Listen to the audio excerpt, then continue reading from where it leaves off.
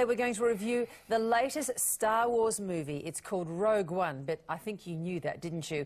Rogue One, a Star Wars story, and our devoted fans queued last night because, Michael, as there often is, and I think you might have attended one or two in the past, of the classic midnight session on the very morning of the opening day. Yes, I have been very heavily lobbied by a certain member of my family to attend one in the past, as I was for the midnight session last night. And you stood firm. I stood firm. Oh, you're such a mean dad. I could do one of two things. I could go to the midnight session and be completely and utterly useless presenting breakfast, or not be completely useless and present breakfast, and go as we will for the lunchtime session today. Very much looking forward to seeing this. This is the 8th instalment of the Star Wars franchise.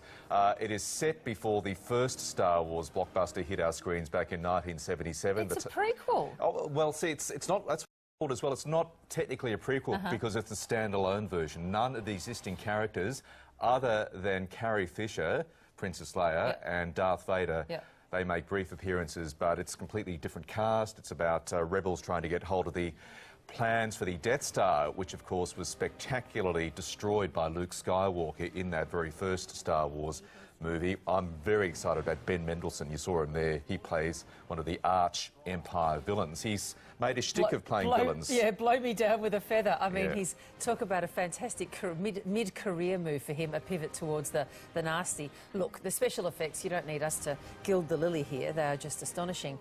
But you know, of course, that there are these Star Wars fans all around the world. They were queuing up in cities around Australia last night, and we're going to share some of their, Michael, how shall we say, enthusiasm. Yes, enthusiasm with the audience is one word. This morning. No, it's great to see such passion amongst the Star Wars fan base, as we always see whenever the films come out. So that's coming up shortly. Zac Hepburn, of course, reviews it as well a bit later in the show. You see that creature, you know, the AT-AT, the big thing, you know, that walks along on four legs? That's on the top of my little boy's letter to Santa. Dear Santa, please, I want this. Please bring me a remote control AT-AT. Excellent. Do you reckon Santa might be bringing that? I don't know. We'll find out. He snuck it in again. Give me that thing. Give me that thing. I've learnt not to do that. I know what happens in the past. We are reviewing I threw it across the new Star Wars movie Rogue One, the 8th instalment in the Star Wars franchise, and devoted fans, some dressed as Darth Vader, stormtroopers, couldn't wait. They went to a special midnight screening in various cinemas around the country last night, including this cinema in Melbourne.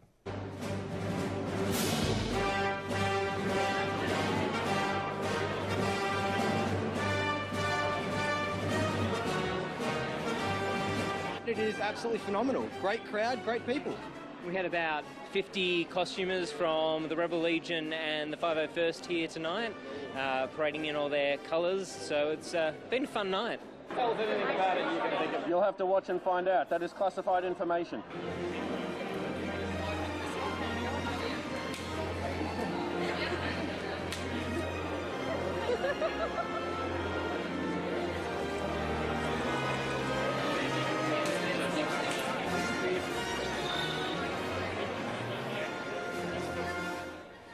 Yeah, midnight in cinemas all around the country, and you know what I most love about that footage? They're not even joking. I know. I know. Not in the slightest are they joking. It's exciting, but also a bit scary.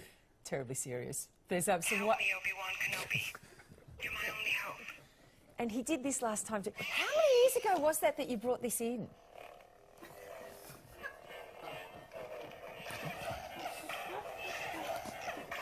Oh, I don't know. The last Star Wars movie. Never gets old, though. That's not yours, that's Tom's, isn't it? Yes. Don't break it. Safely returned. That's coming up. Rogue One, Zac Hepburn joins us for a weekly movie review, which he does every week. Zac, good morning. What's Rogue One like?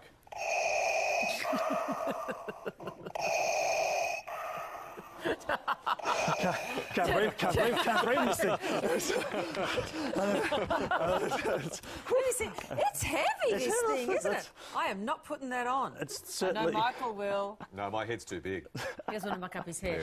Rogue One. Well, Finally, after a year of waiting, it has definitely paid off for Star Wars fans. They will feel that all their Christmases have come at once for this very interesting Star Wars entry, because it's a standalone Star Wars film. It is essentially not part of the traditional canon, episodes 1 through 7, as we know on the big screen. It's a prequel. It fits between the prequel trilogy, which was episodes 1 to 3, and happens right before episode 4, which was the original 1977 Star Wars film.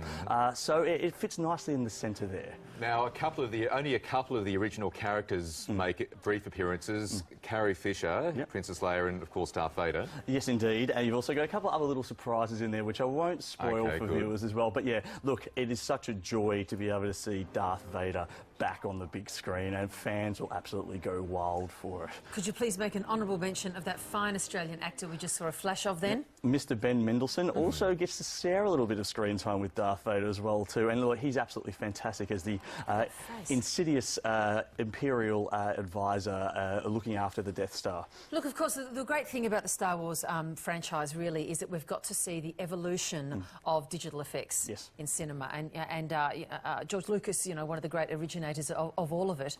How far has it progressed in Rogue One? Look, the effects in this film are absolutely outstanding. There are some digital effects that you will believe you're actually seeing, you know, real life things occurring on screen. It is that impressive. The spectacle alone is amazing as well too. The space battles are back. Does this one come in 3D? It does, yeah. You can see it in 2D, 3D, also IMAX, so you know, any format you want to experience Star Wars in. Gareth Edwards, the director, has a long history with special effects-based movies, so that obviously pays huge dividends for this one. He does as well. He obviously brought Godzilla back to the big screen not too long ago, and also making his little home movies at home with fantastic special effects on shoestring budgets. So it's great to see him, you know, playing in this world. A couple of young actors, new heroes of the Star Wars franchise, Felicity Jones and Diego Luna. How do they go? Look, they're really impressive in the film. I mean, it's very interesting the way that obviously, you know, if you're familiar with the Star Wars universe, you can kind of guess what the fate of these characters is going to be, because it shapes the entire film series to come. But they make you invest in their characters.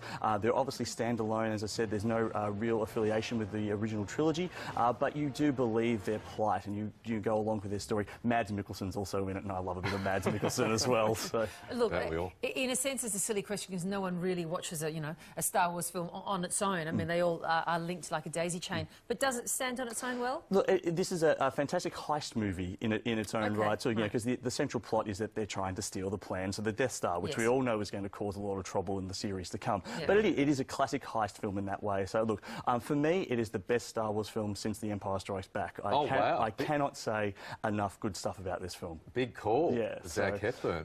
You put that one up there on the Death Star. Best film since Empire Strikes Back. Hey, so are we expecting many more of these self-contained movies? There won't be any sequels to Rogue One, but the way it'll roll out now is you'll have one of the canon films, so like episode 8 is coming out next year, and then we'll have another standalone film. So there will be a Star Wars film a year for however long we can string it along for. They're going to be able to milk this forever. Exactly. It's a whole universe that they can go along with. So I'm going to have to buy toys like this for the next how many years? I'm going to, to rent that costume, I'm going to have to put my rental agreement in right now, I think, already for the next year. We might buy you one. Thank you. You know what's great? We maybe bring up some pictures of it. The immense passion shown by Star Wars fans. We had midnight screenings all around the country last night, and people coming out in their hundreds, if not thousands, dressed in Star Wars garb. Look, and I think, it's such an eternal story in that way. It's generation defining, and I remember the first time I saw my first Star Wars film, and it's something that's so special. And the great thing too is there's so many new generation of viewers coming to it, and there's fantastic, female heroines in the film as well too.